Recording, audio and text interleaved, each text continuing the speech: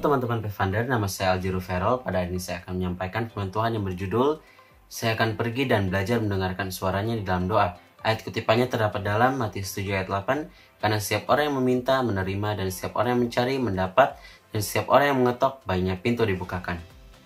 Saluran atau sarana kita meminta dan menyampaikan permohonan kepada Tuhan adalah doa. Doa adalah sarana kita berbicara kepada Tuhan. Doa juga adalah sarana kita menyampaikan atau mencurahkan isi hati kita kepada Tuhan. Kita dapat mendengarkan suara Tuhan melalui firman-Nya. Kita juga dapat mendengarkan suara Tuhan melalui Roh Kudus yang diam di hati kita.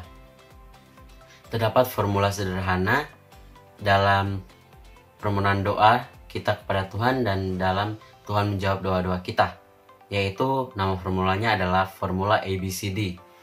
A yang berarti ask, yaitu kita meminta permohonan kita kepada Tuhan, dan B yang berarti believe, yaitu kita harus percaya bahwa Tuhan akan menjawab segala doa-doa kita, permohonan kita. Dan C yang berarti claim, kita harus menuntut janji Tuhan yang Tuhan janjikan kepada kita. Dan yang terakhir adalah D, yaitu do it, kita harus melakukan terlebih dahulu kehendak Tuhan yang Tuhan berikan kepada kita, agar kita dapat menerima janji Tuhan yang Tuhan janjikan kepada kita.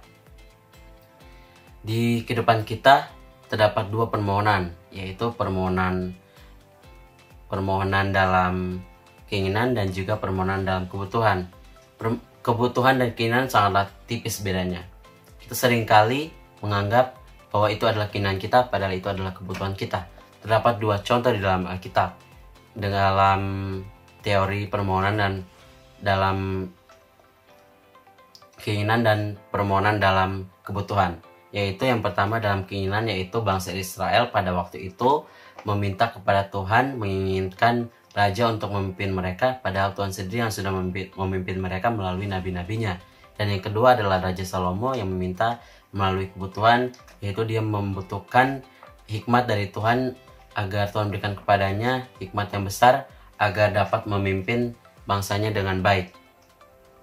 Di kehidupan kita harus meminta Roh Kudus, kita harus meminta pengampunan, dan kita juga harus meminta agar kita dapat diubahkan karakter kita sama seperti Yesus Kristus.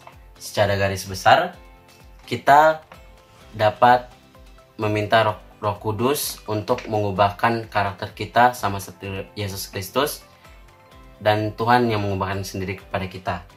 Dan kita juga dapat meminta Roh untuk kita mau melakukan kehendak Tuhan dan membantu menghabiskan pekerjaan Tuhan di dunia ini. Kesimpulannya adalah marilah kita dapat mengutamakan kebutuhan di dunia ini, bukan keinginan, yaitu kebutuhan Tuhan, yaitu kita harus membantu menghabiskan pekerjaan Tuhan di dunia ini dan menyebarkan Injil ke seluruh dunia. Kita dapat melakukan terlebih dahulu kehendak Tuhan, baru kita dapat melakukan keinginan kita yang sesuai dengan kehendak Tuhan. Dan alangkah baiknya kita tidak menjadi manusia yang berdosa, dan kita harus meminta ampun kepada Tuhan atas segala dosa-dosa kita, dan kita menjadi manusia yang berbakti kepada Tuhan. Terima kasih, salam Pathfinder, Tuhan memberkati.